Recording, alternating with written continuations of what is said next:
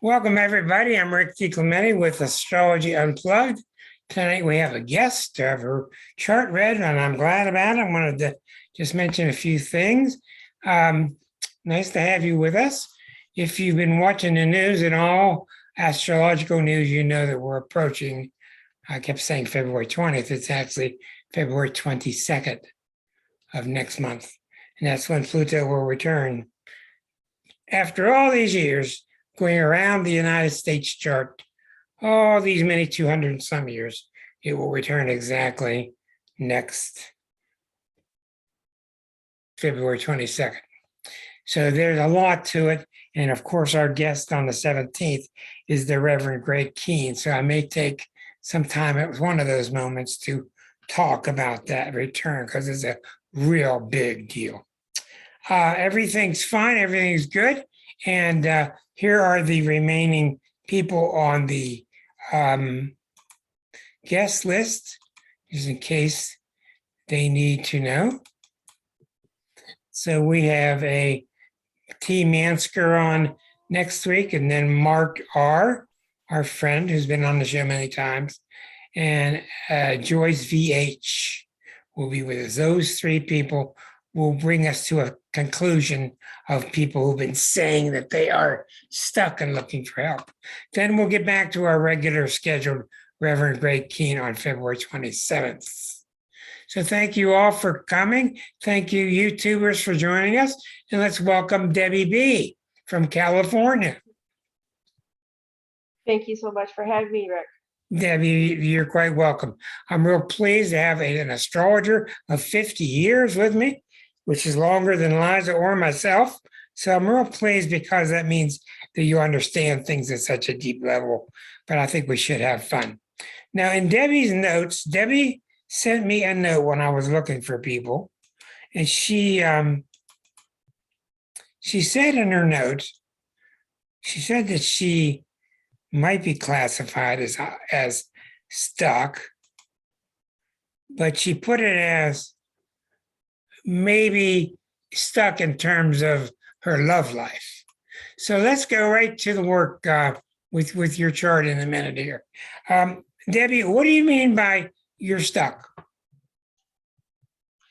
Well, I became a widow in 2018. And I'm sorry to hear that. And then in 2019, I started putting myself out there on dating sites. And in the last 2 years, it's been mostly meeting all scammers on about 6 different sites. I don't even want to know how bad they are because I'm sure they're bad. But so typically I've only really met about 3 men online, not in person, that have been real. Yeah, but what's interesting to me is you're looking at this as if it's a long time. It's only been 3-4 years. Some people don't. So that tells me you got sun opposite Uranus or something that's rather impatient. You are Capricorn. You are born on the dates of my best friends are both born on. My best friends are both born on January 12th of 52, and you're born 1 year later. So it's good to have you in the Capricorn crowd. So you're not really talking about stuck. You're more or less talking about your love life's kind of stuck. Yeah, and I think job too, definitely. I'm still working. Let's go through these. Let's go through these things since the whole time is yours. Now, first of all, how long were you married to this person? Well, we were married 17 years, but knew each other 20. Well, I'm very sorry about his passing. What sign was he? He was a Taurian with 6 planets in Taurus. Oh my God. We need to send you an atomic bomb. 6 planets in Taurus. Woo, okay. And a Cancer moon. Were you married before that? Yes, I've been married 3 times altogether. And what were the signs? Scorpio was number 1. Pisces was number 2.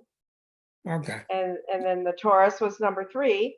but I've also been engaged once to another Taurus. Well, all four of those are traditionally good matches for you. So we're going to keep an eye on that. Four different engagements. That's very interesting. We're going to take a look at all of that, where that comes from. Now, what do you've been reading charts for how long? How much? 50 years. I mean, reading and charging people. Well, I really didn't do this for the public until about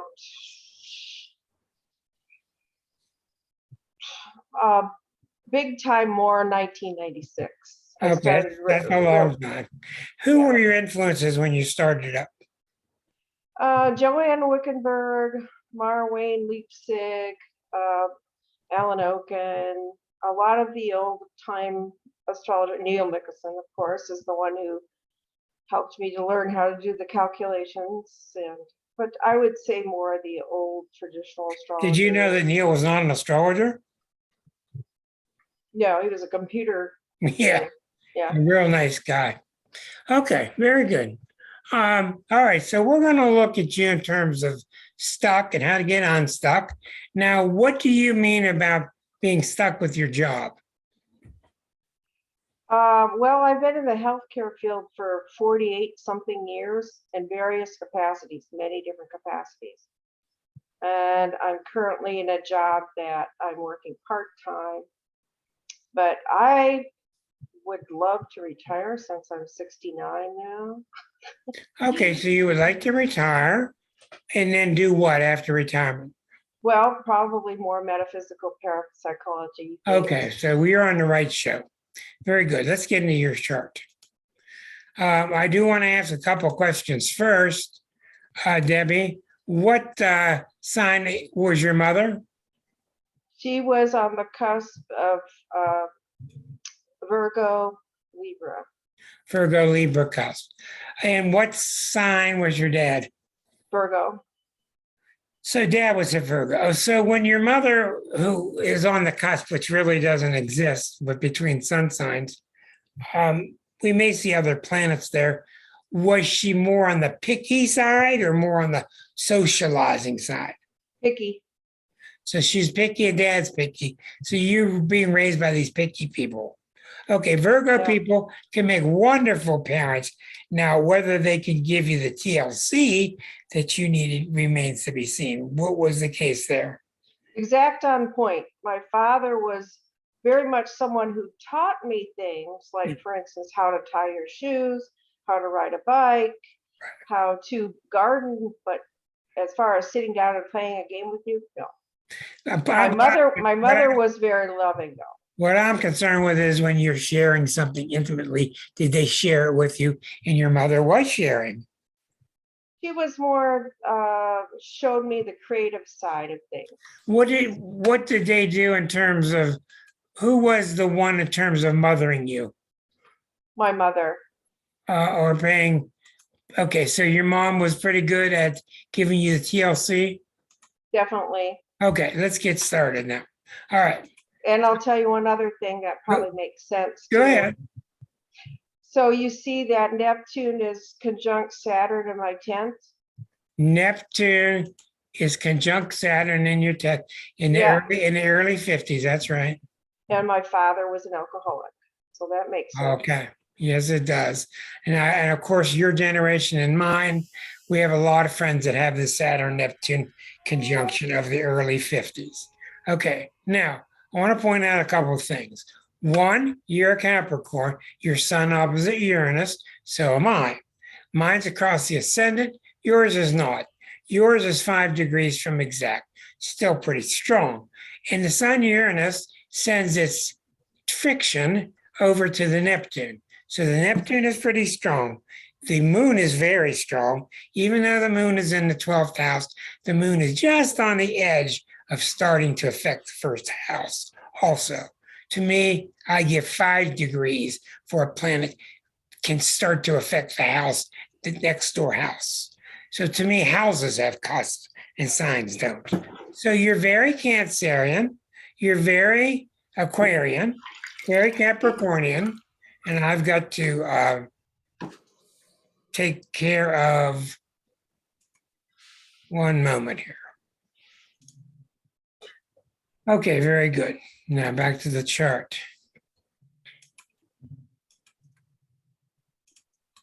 Okay, we're going to take it easy and let you see how complex this chart is.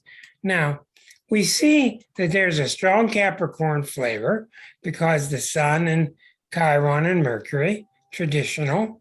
The Sun is opposite Uranus, which was very true for people born in the January of the 50s. You do have Venus and Mars, which can be really, really nice in Pisces. What I have learned about Venus and Mars, and learning from Arroyo mainly, Venus and Mars together can be very charming, especially when it's 2 degrees away. There is, however, quite a tendency for Venus and Mars to be indicative of somebody who's narcissistic. I don't see that here, and I think the reason that it is so is because it's in the sign of Pisces, and Pisces is just not a narcissistic sign. It's a very selfless sign. What really has my ears perked in this sign, in this chart, is the fact that Eris is sitting right on that nadir. Now, I don't know if you're a follower of Eris yet, but more and more astrologers are starting to follow her. Do you follow her? No, I don't. Okay. Well, I'm going to really strongly recommend that you do because of this. Here's why.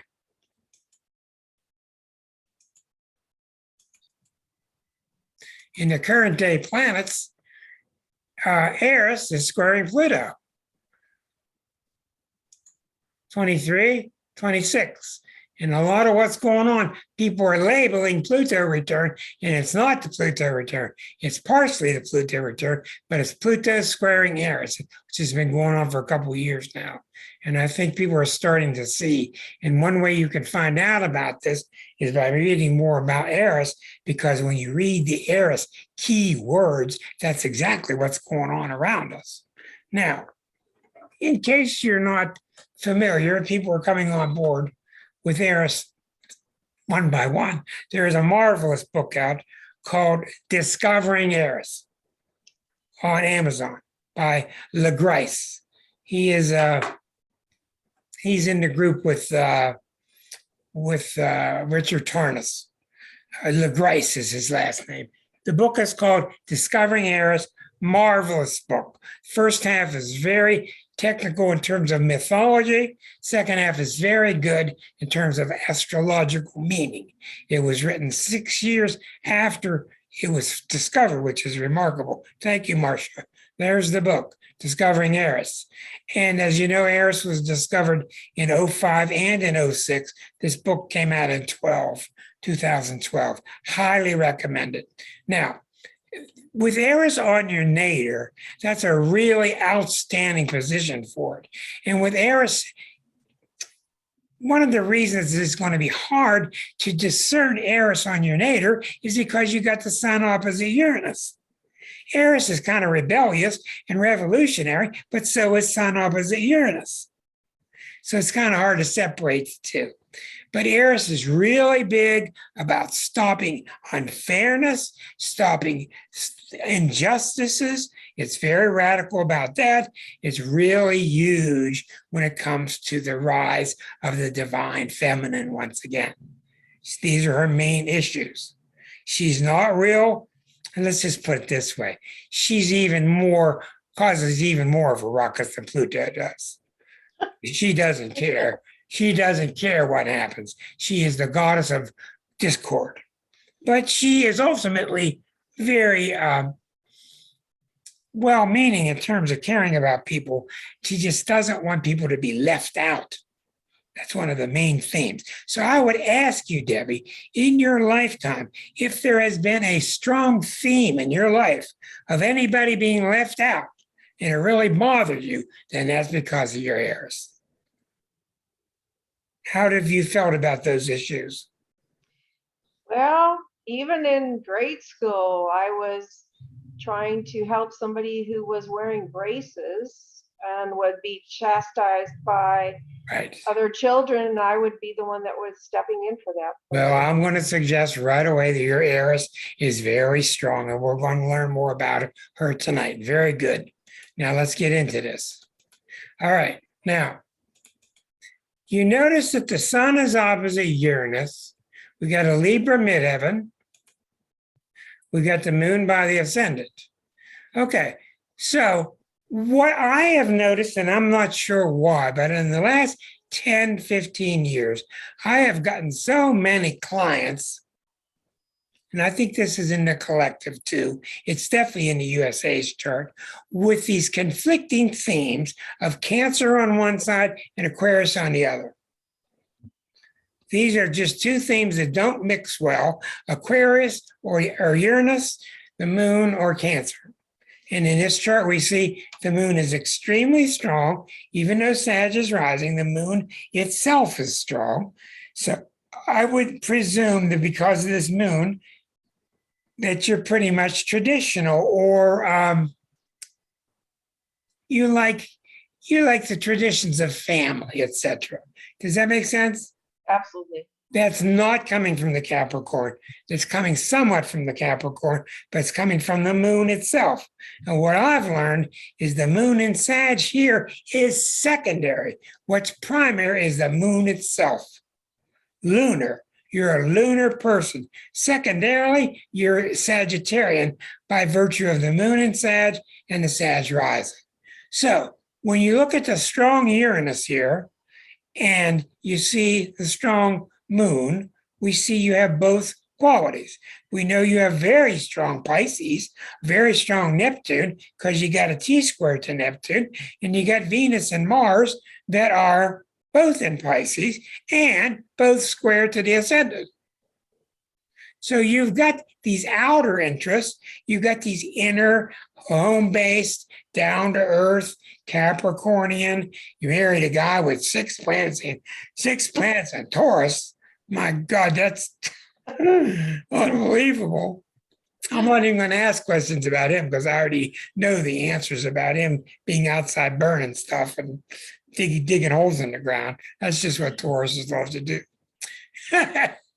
Okay, but what we're seeing in your chart, we're starting to see competitive themes.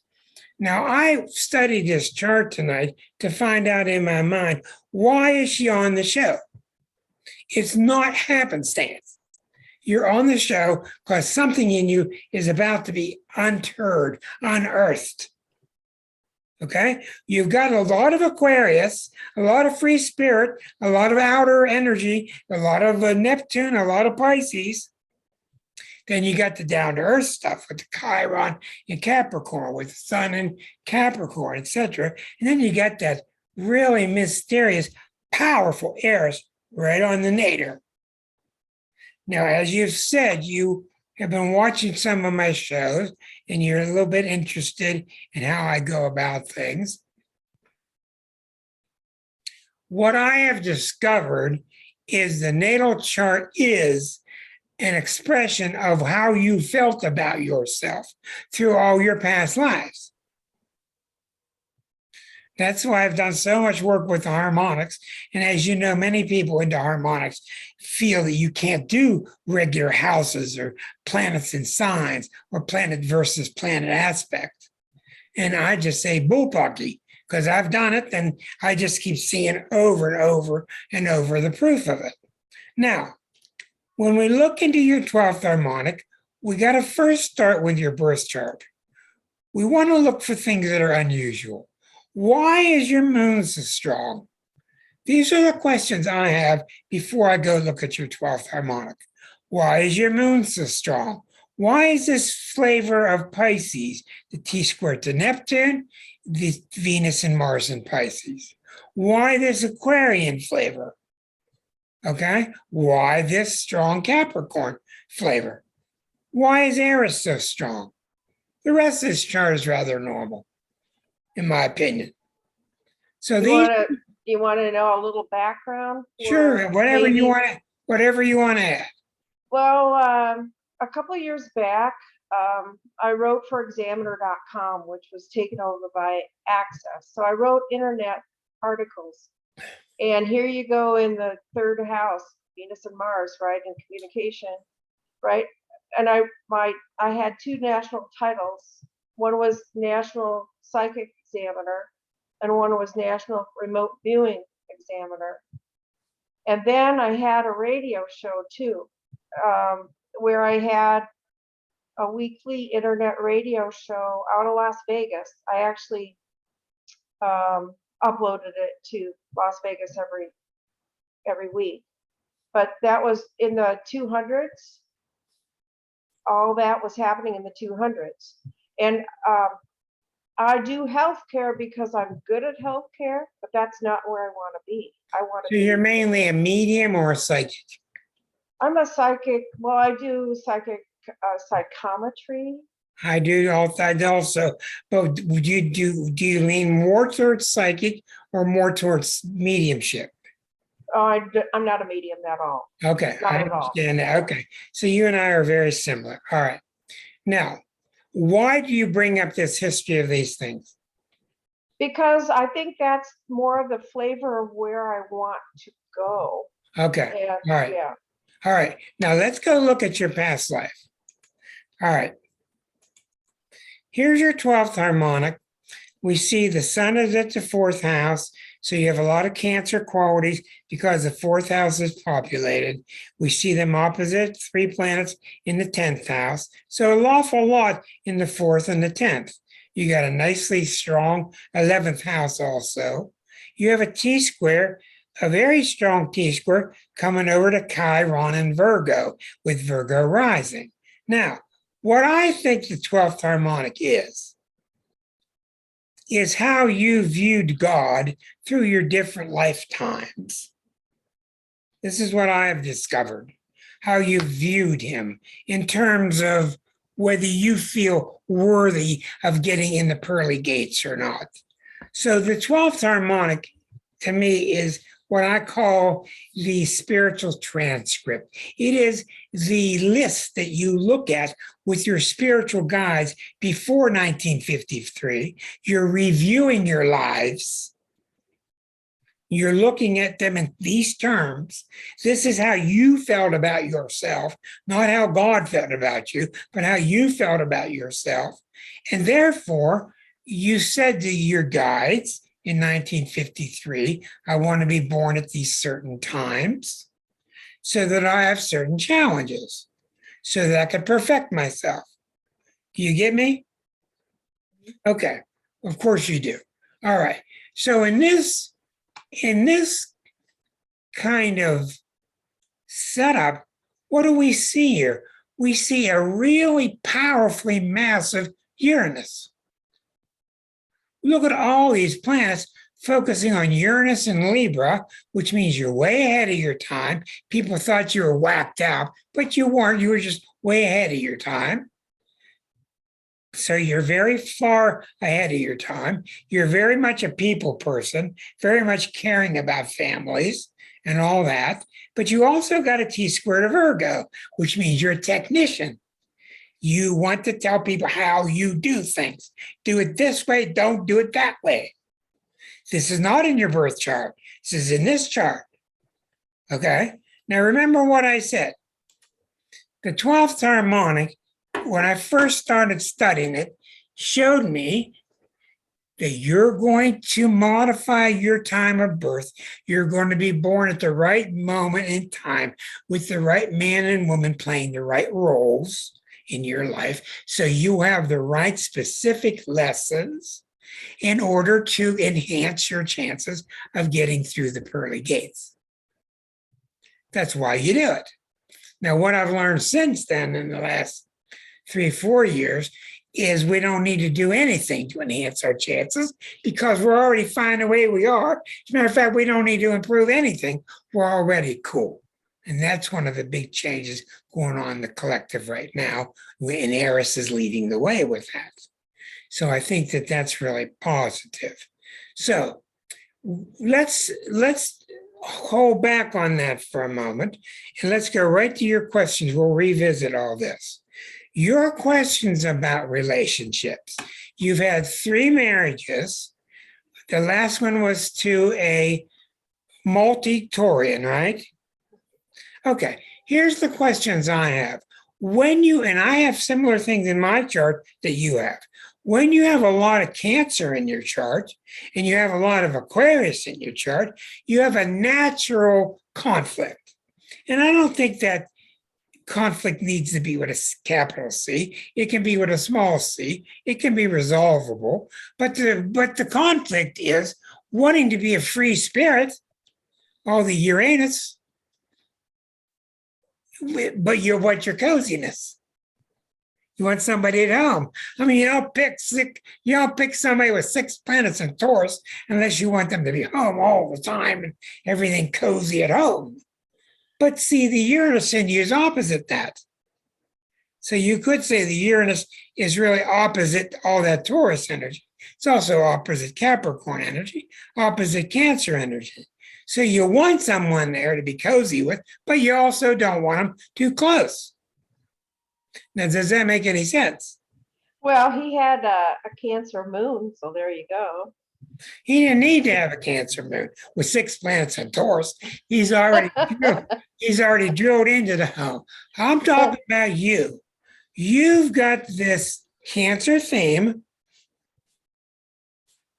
Everybody in close and cozy, right? But you've also got that Aquarian theme. I'm out. Well, that Aquarian theme always makes me want to learn, and the Sagittarian theme. Right.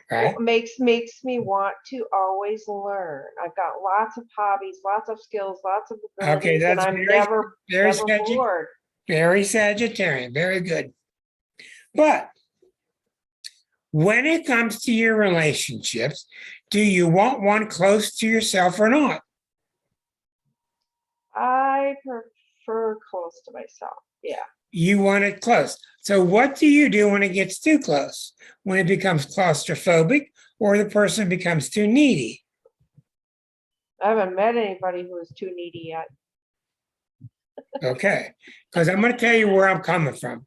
Without a doubt, and I'm sure of myself, relationships have nothing to do with the planets.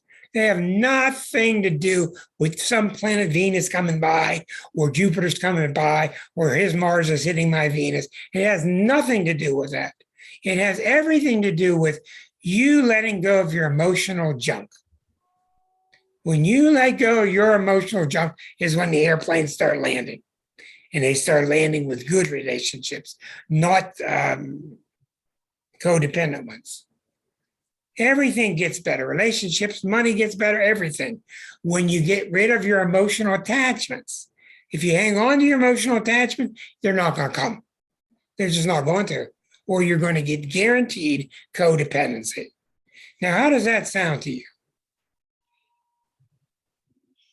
I don't know what that emotional attachments would be.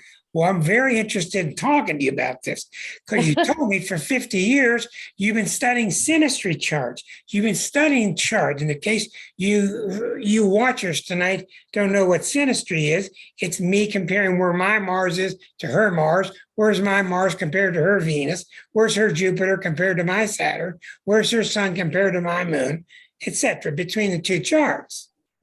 And how we affect each other. Yes, and synastry can show us a great deal of harmony between your energies, or you get on each other's nerves in various combinations like that. So anybody I know that's a master at doing synastry for 50 years, okay, what I'm saying to you is I've thrown my synastry away. I look at it now and then, but I've thrown it away in terms of when it comes to matching, when somebody coming. They're coming, they come when you dump your emotional stuff. Now, you said to me, you don't know what your emotional stuff is. Yeah. All right, fair enough. And this is the hard part. All right, you got a mother who was full of TLC, right? You got a father that was rather useless as far as TLC, but he taught you how to cross the street, taught you how to sign a checkbook, taught you how to go to school, made sure your clothes were ironed and all. Okay, so your Yeah. father's typical Virgo male, hardworking, really good at what he does. But the mama was more mothering. Okay. Right. So the mom is a strong indication that you don't have many emotional hangups because she gave you what you needed. Usually this comes about when our parents don't give us what we need. So as you get on through high school, how are you doing emotionally in your initial relationships with people? I was doing fine until I was 17. And then I met somebody I was really, really interested in. And that was at the time when the recession was happening. There was no jobs. So I went into the Navy, and he broke up with me thinking that I would not be able to wait. But that's not how I felt. Anyway, my mother knew how hurt I was. And he immediately, when he got in the Navy, was very sad that he broke up with me. And so he wrote me every single day. And my mother kept the letters but didn't show them to me. Oh, God. So I had no idea that he actually tried to, and he was a Capricorn too, January 19th. And so I had no idea that he had been trying to contact me. Long story short, I finally found out when I was graduated and working as a librarian. And he wanted me to move to California because that's where he was stationed. But I was totally unworldly, never been anywhere, never did anything, was scared to death and didn't do it.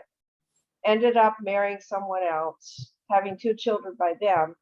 And then fast forward, he let himself be experimented in by the Navy for rabies.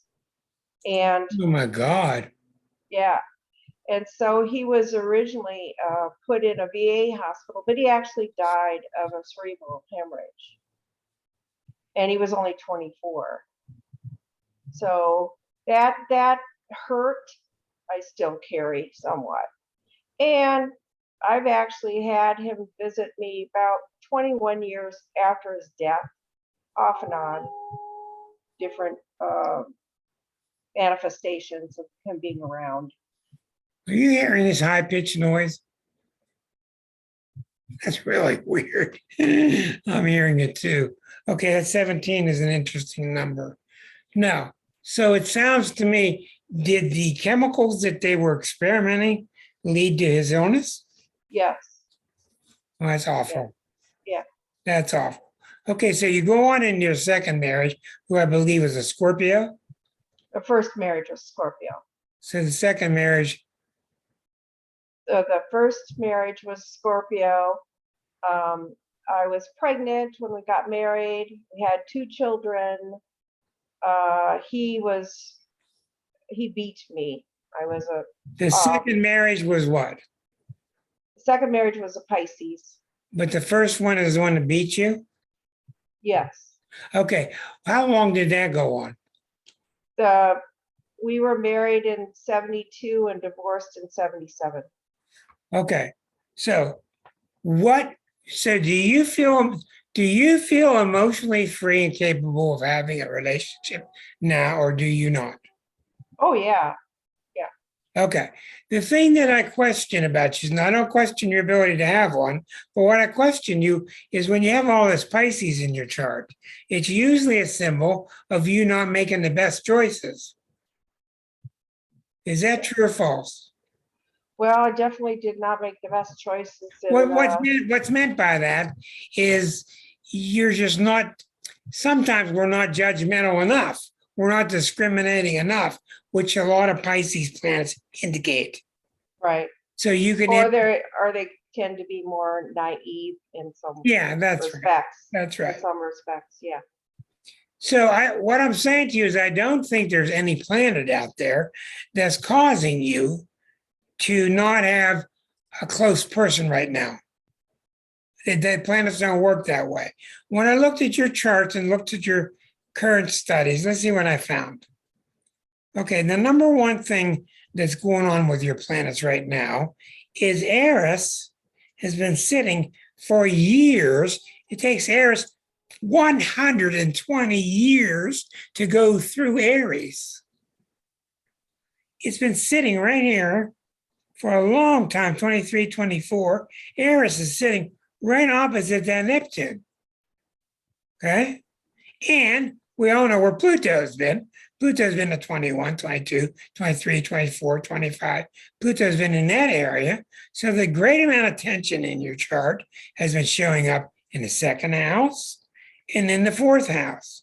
And it's all been hitting that natal Neptune. Okay? So that would tell me a couple of things. One, it tells me that you're going through tremendous amount of change psychically. I would say, my guess is that you're getting a whole lot better psychically, a whole lot deeper, a whole lot bigger, stronger psychically.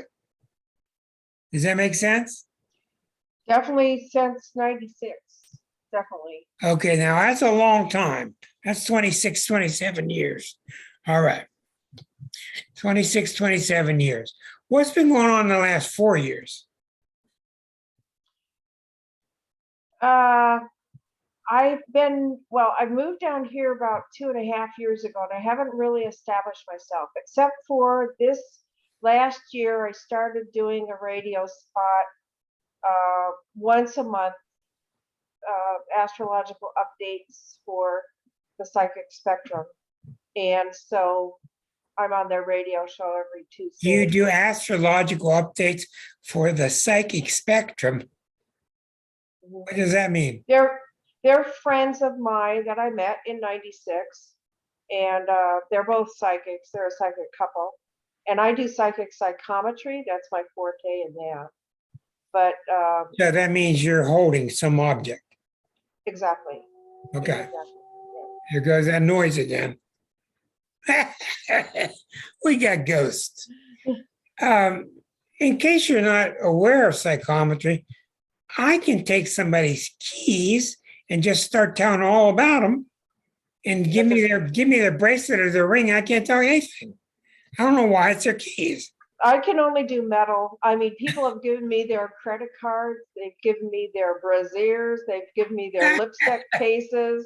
I can only get metal keys, glasses, jewelry. Yeah. Okay. All right.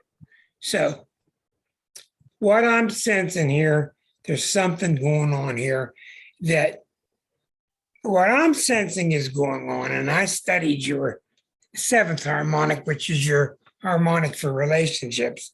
What I'm sitting here seeing in this chart is that you want a relationship, but you don't. That's the first thing I saw when I sat down with it. You want one and you don't at the same time. And it's really normal. It's really a normal feeling people to have that. Because when you don't have the right one, you can't function psychically. Is that true or not? Yeah, I do put it on the back shelf. That's right. We can't have. Yeah, but when you put it on the back shelf, that means you in some fashion are dying. That's true. Well, there's the big story that we just had a show about that recently. When you put something on the back shelf, when you put yourself on the back shelf, that's otherwise known as, unfortunately, codependency.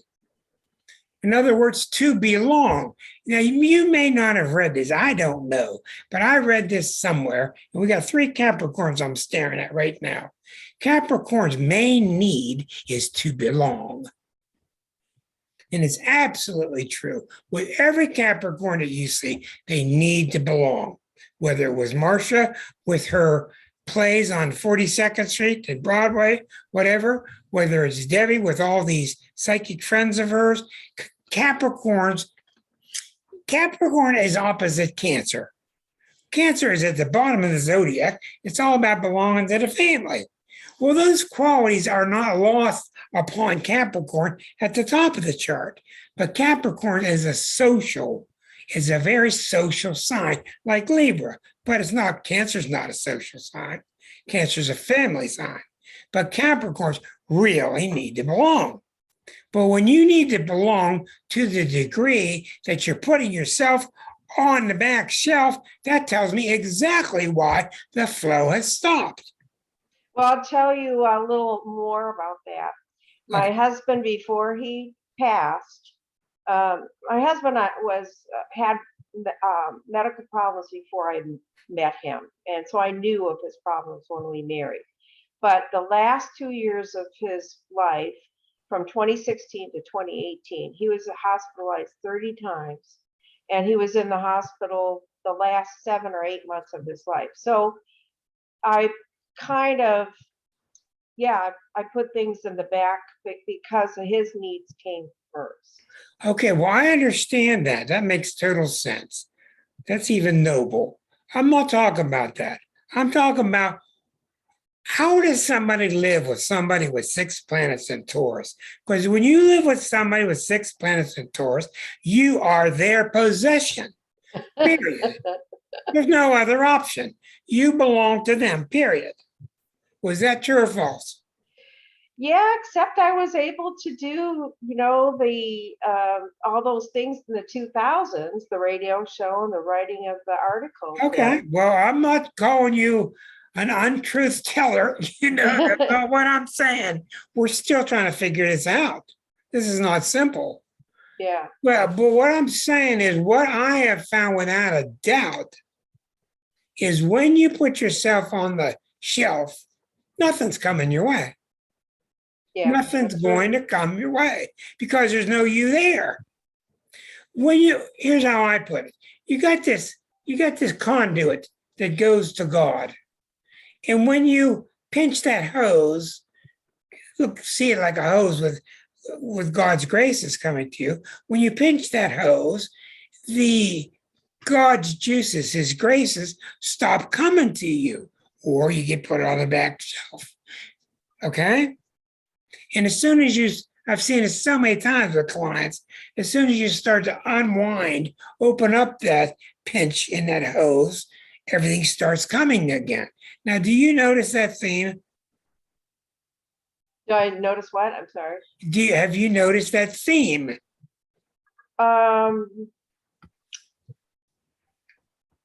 Somewhat, especially this last half a year, probably. Well, the reason I'm so interested in this in you is you've got a very strong martyristic Venus and Mars in Pisces. And that's very natural when Venus and Mars, that you want to just become so selfless so the other one can live. That's the nature of Pisces. I'll be so selfless, working in the hospital, helping people get better. I'm going to become the Virgo in your past life. You have a very selfless side to you. But if it becomes too selfless, you become martyristic. And when you're martyristic, that hose gets pinched. So what I think now is happening, and I'm not sure why, but I've noticed it with the theme of the last couple of months, is I'm pretty sure that you are in the mood right now. You are ready right now. You are discovering right now how pinched that hose has become. And you are ready now to unpinch it. That's exactly right. That's what I'm looking for, because when you don't come on this show unless you're ready for some new territory. That's just how it works. Yeah. And for you, with your tremendous amount of psychic and astrological knowledge, it's not easy to come up with something shocking. But to me, Venus and Mars is just not happy unless it's very, very selfless. You got a T-square to Neptune. You got a very strong moon. On the opposite, you got Sun Uranus, which is very identity-oriented, me, myself. but you got that other strong theme of being so selfless. So it seems to me that number one, when you stop being so selfless and start realizing that you can have more fun, you can do more for yourself without harming anything, then everything gets better. Because what the 12th harmonic shows us, it shows us what you did that you think kept you from going to God. What did you do? What were your habits? What were your beliefs that kept you from going to God? So what did you see in your 12th harmonic? You're a perfectionist. You had ability to see things very clearly. You're highly skilled, right? We see through all your lifetimes that you got a very powerful, strong need for psychic work and for medical work, helping people. Those are very Virgo, Pisces themes, right? That makes sense, yeah. Okay.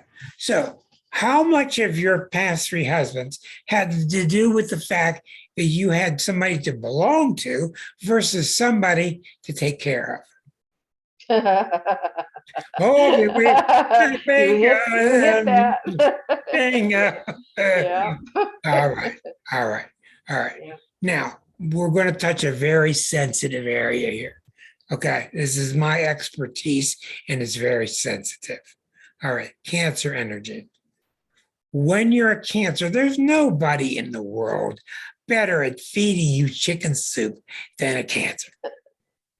They're just the best. They're just really, really good at making sure you're feeling okay. Fix that pillow for you, honey. Some chicken noodle soup.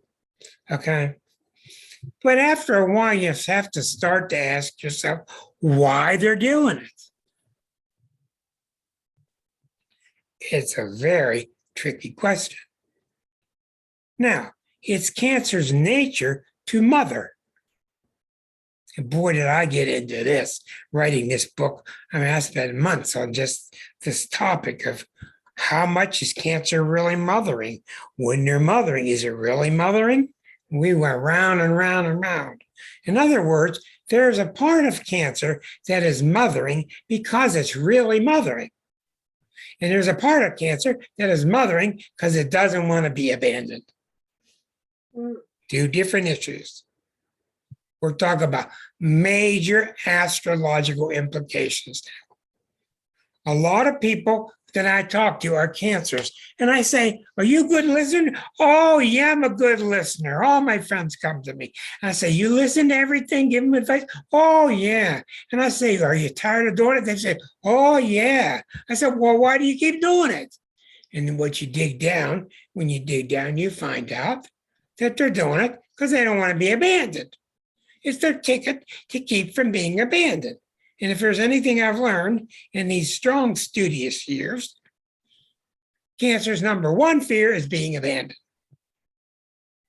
So I would have to say, in your chart, it's got to be pretty strong, even though your dad didn't really abandon you, and your mom sure didn't. So what do you think about this issue?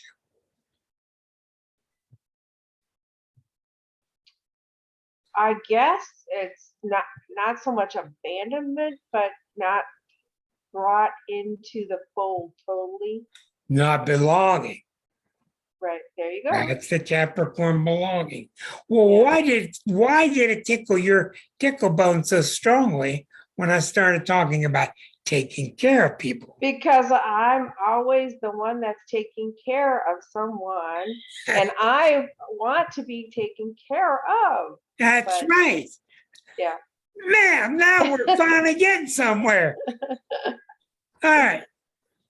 You're not difficult. It's just a difficult issue. Yeah. Your chart shows it, but your chart is not that troubled. It's not that troubled. But I really question that natal placement of Eris at the bottom of your chart. Eris is really, really strong. Let me tell you a little story about Eris and see how this rings in your ears, okay? She was a goddess, and they were all invited to this goddess party, God's party, and she was not invited. And all the gods were there, and she was pissed off. And all these beautiful gods were there. And so she formed a golden apple and she threw it through the window, and engraved on this golden apple was the phrase, "Who is the fairest of all ye?" So she's the goddess of chaos. She caused all this chaos. All these female goddesses start fighting. Okay? Plus, she came to us in 2006, 2005, right when Trump started coming, and Trump is the antithesis of the goddess energy. Okay? Trump is feel sorry for me just to feel sorry for me, while Eris is really about let's take care of people who really have been ignored. That's the issue here. So it sounds to me what's happening in your chart is this is a time for you to get certain energies straight in your mind. And once those energies get straight, here comes the guy. Understanding what's really Pisces, what is really caring, what is martyrdom, what is caring versus martyrdom, what is caring versus worrying about being left out.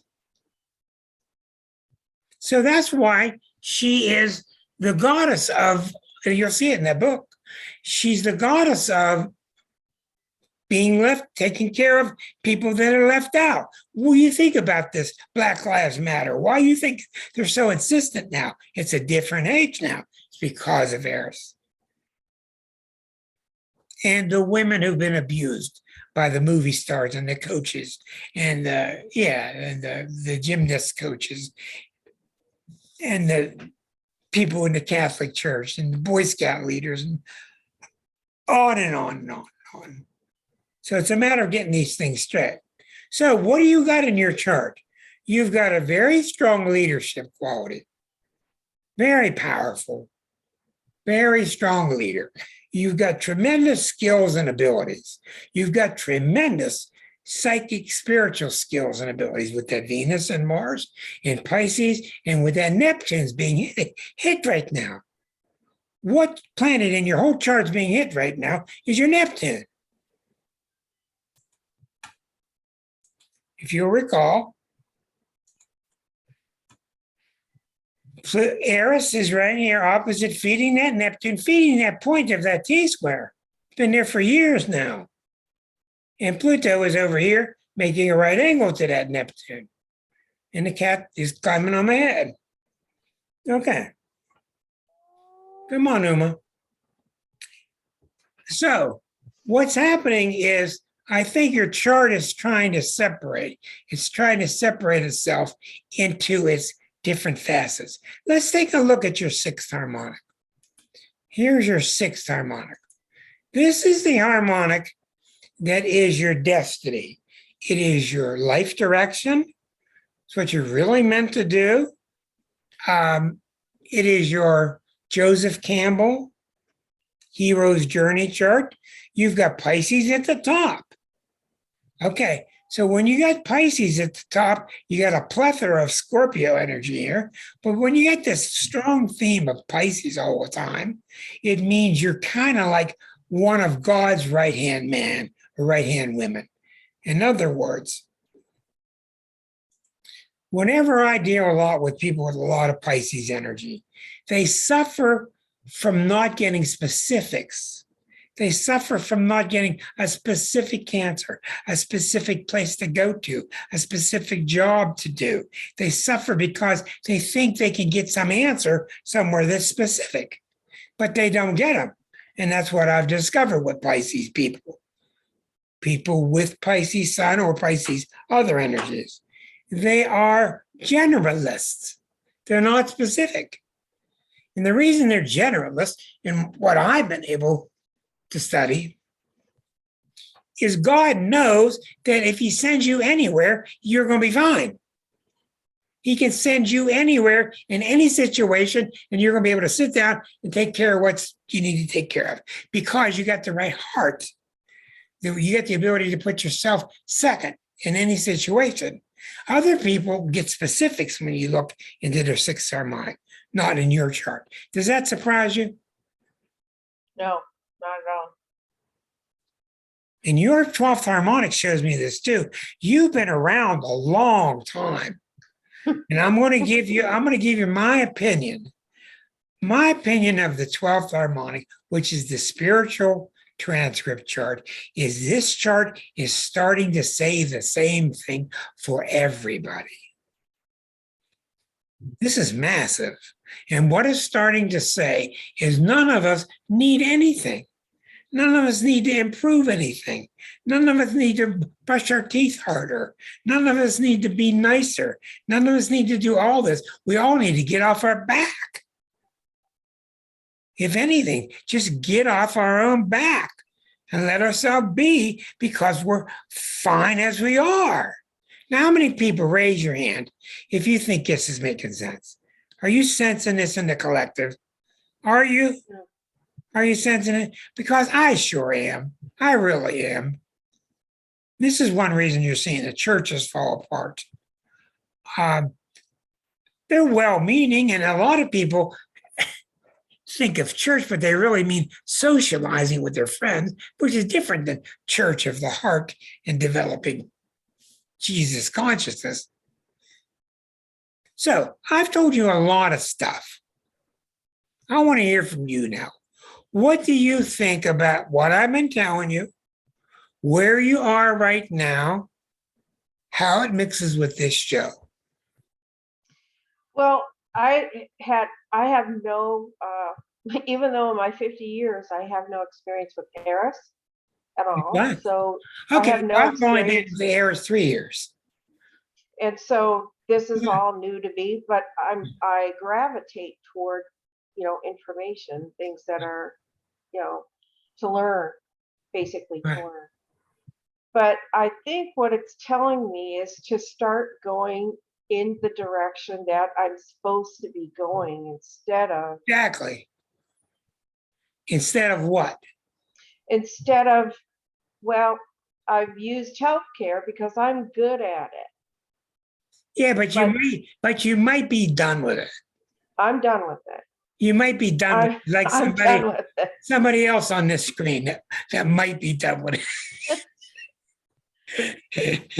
I mean, I love helping people. Well, I love being in that environment. of course you do. But you might be becoming, like many people, a meta teacher, teaching the teachers now. You're rising, you're emeritus, you're rising above. You're here to teach the teachers.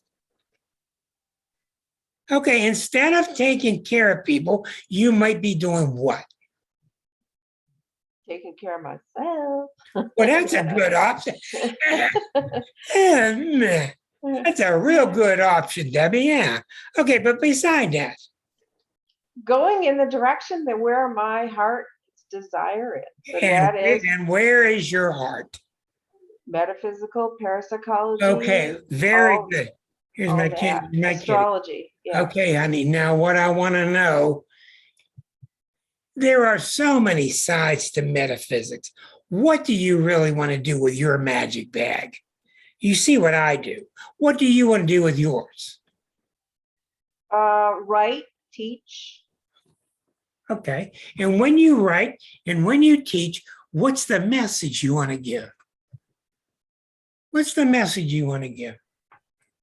That there's more to the realist version of things, that there's things behind the veil to discover and to know that may not be so apparent, but they shouldn't be something that is scary.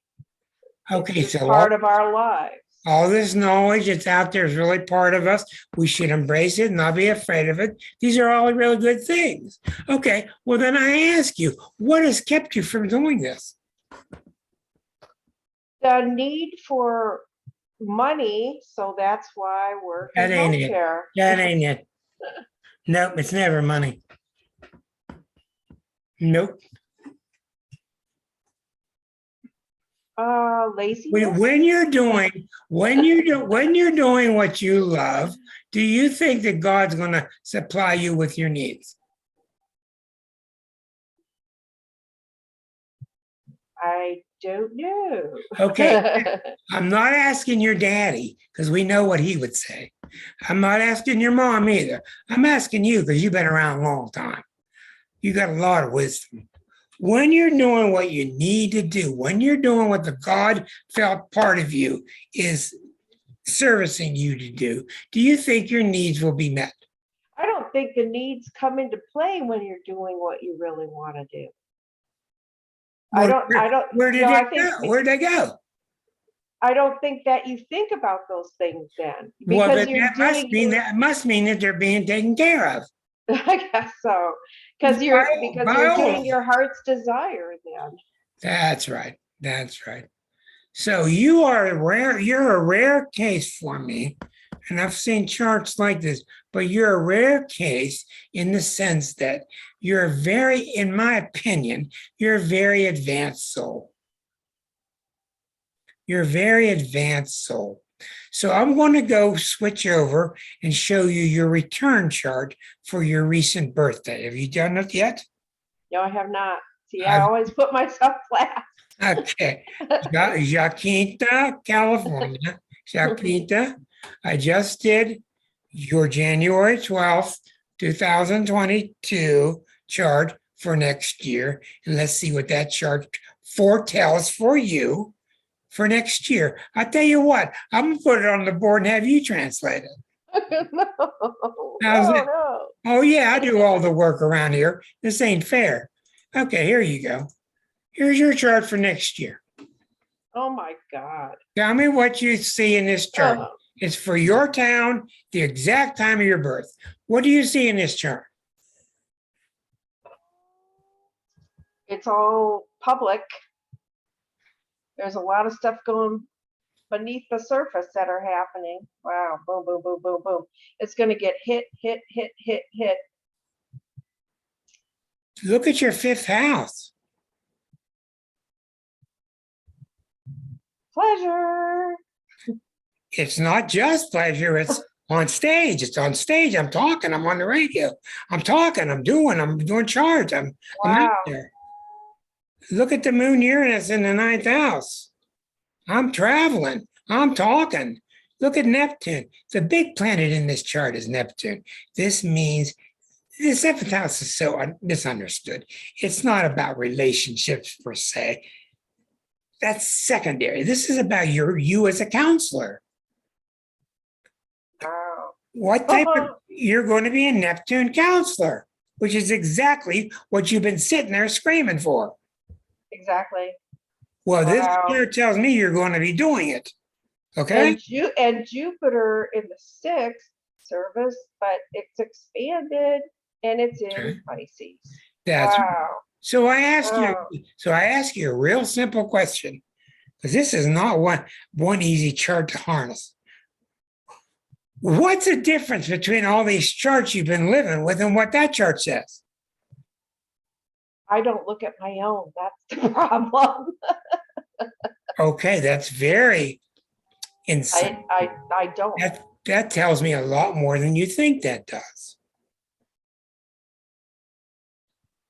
When you say that you don't look at your own chart, that's very much like me. I don't look at my own chart very often. But what I'm hearing is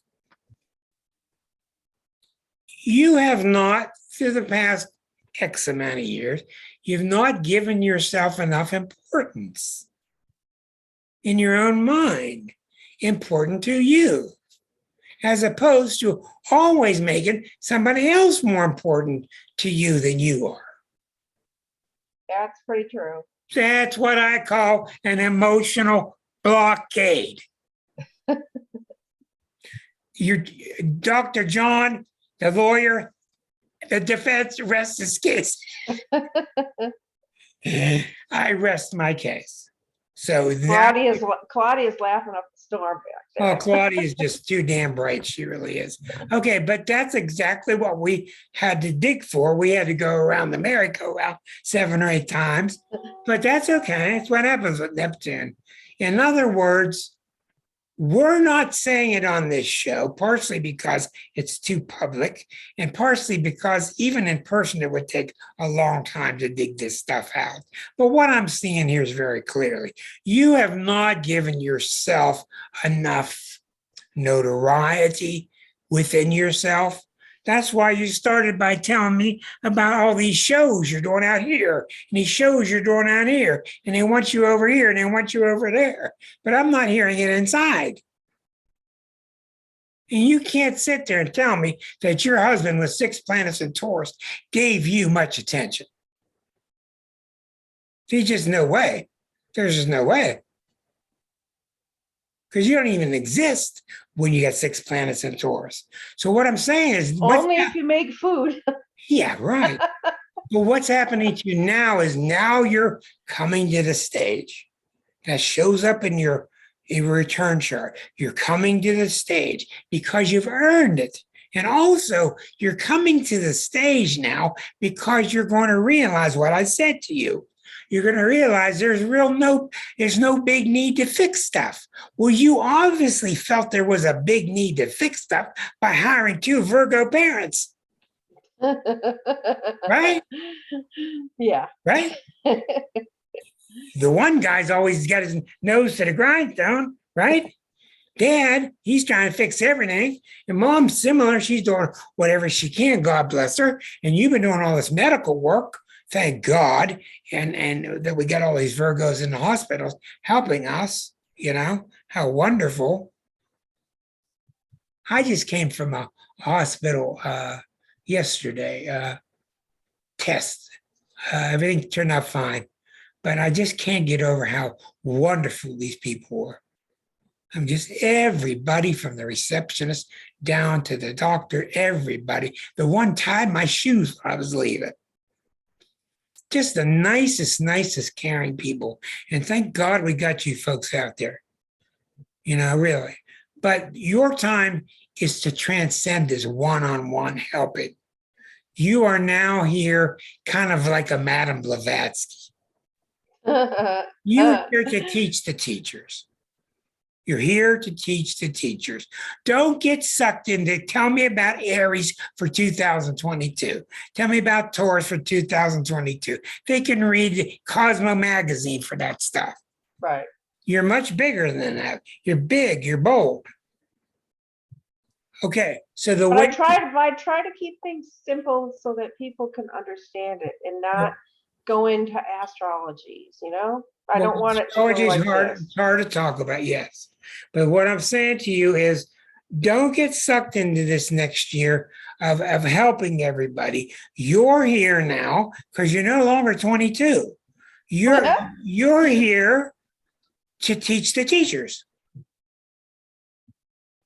You're here to teach the teachers. That's such great news. Well, that's not only great news, but the other thing is you're here to give yourself and make it okay.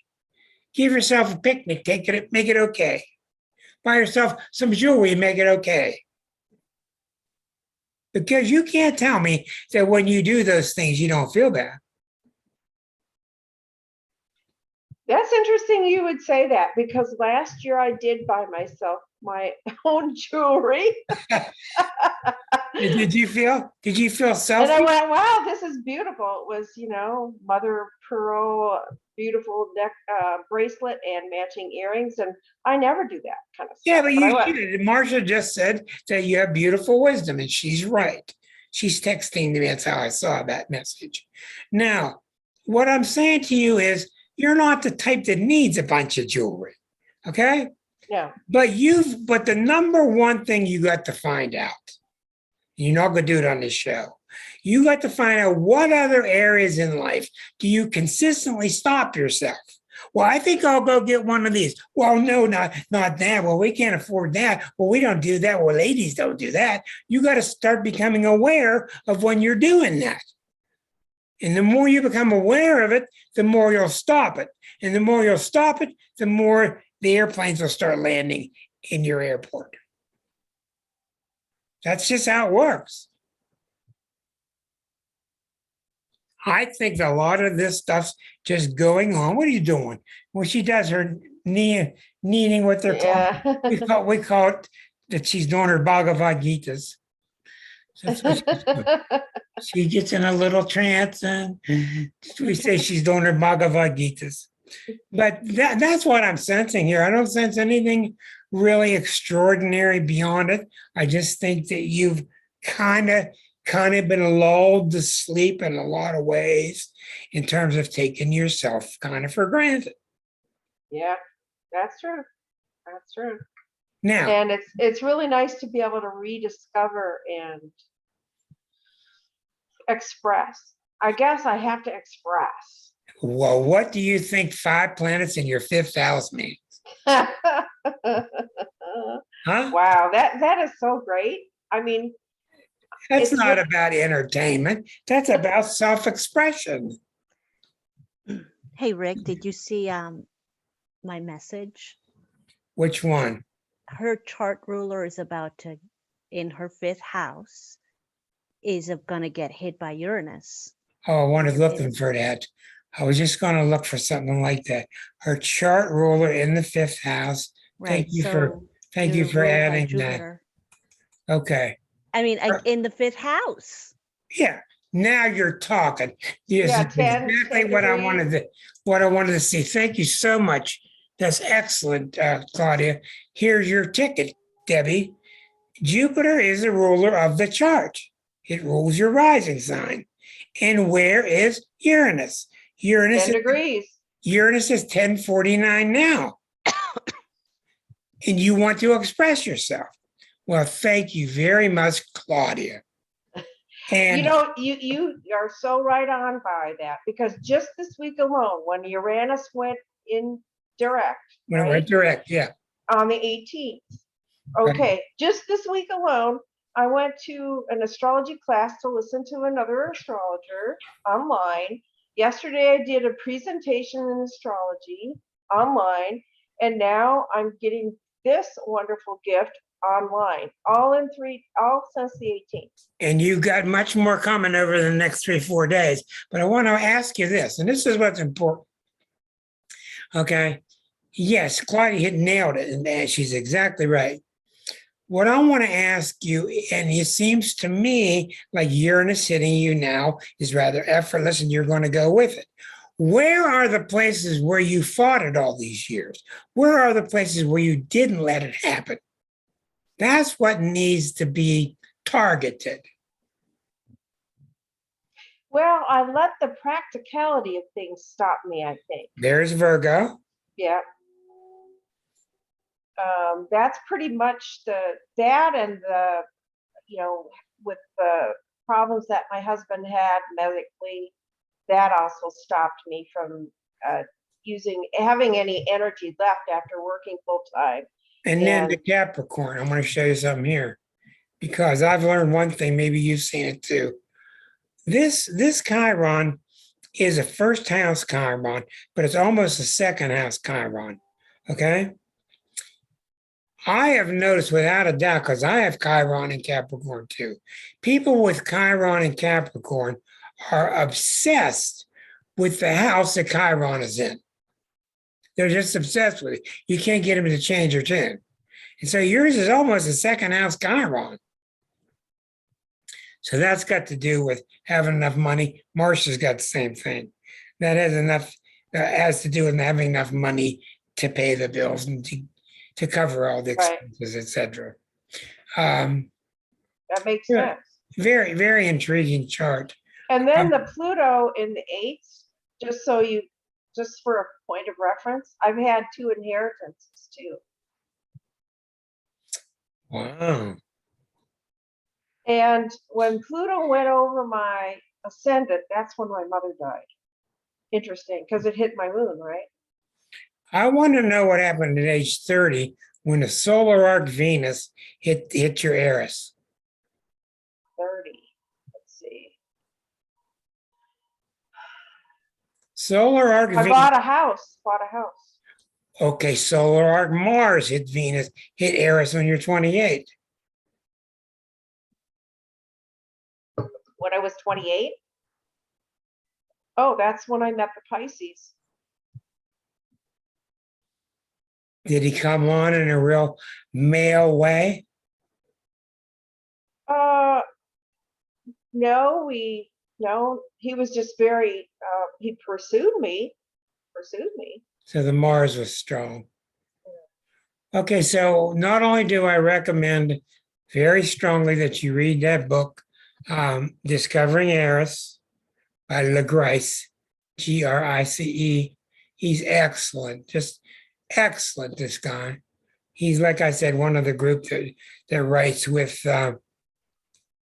Richard Tarnas. Have you read Tarnas's Cosmos and Psyche? No, but I've seen him in a different, I think at Norwalk. He's a Californian.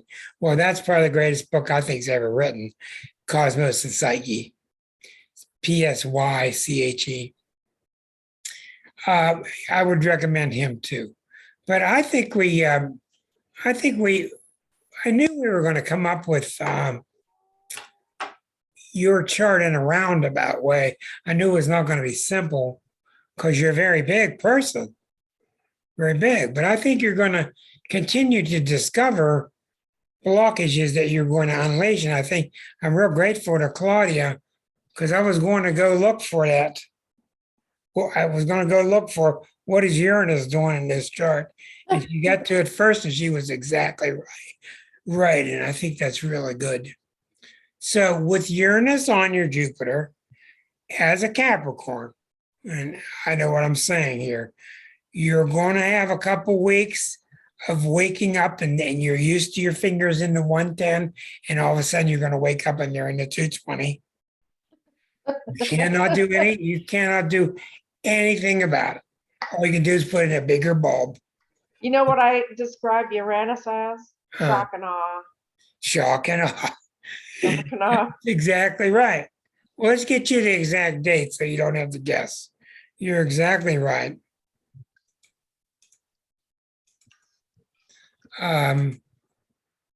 Shock and awe is exactly right.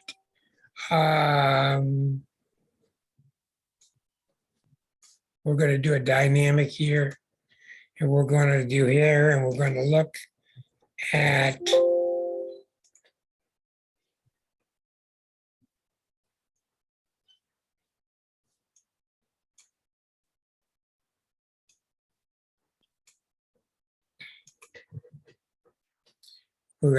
Uranus on your Jupiter.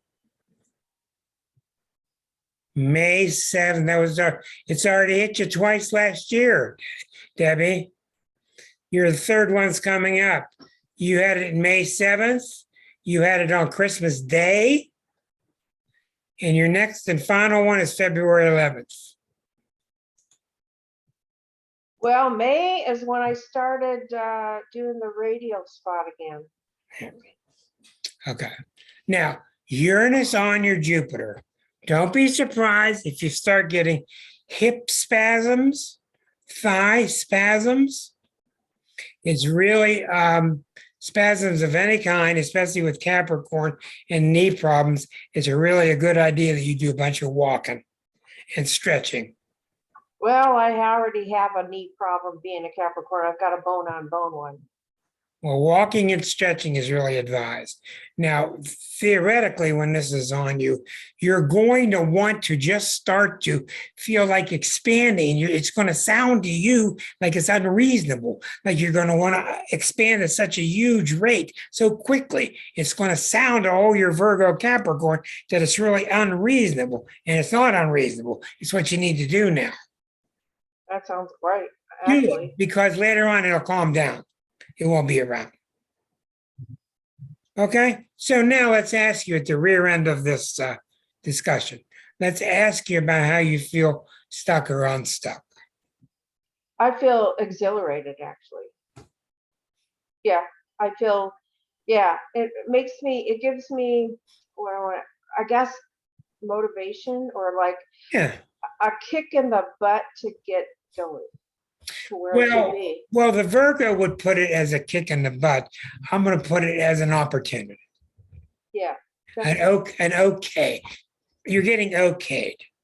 See, Virgos have to come to you to get permission to go have fun. They have to get a permission slip. They just do. And once you That's give it true. to them, they're fine. Well, thank you for joining with us. Thank you, everybody, for being here. Thanks to all the YouTubers who joined in.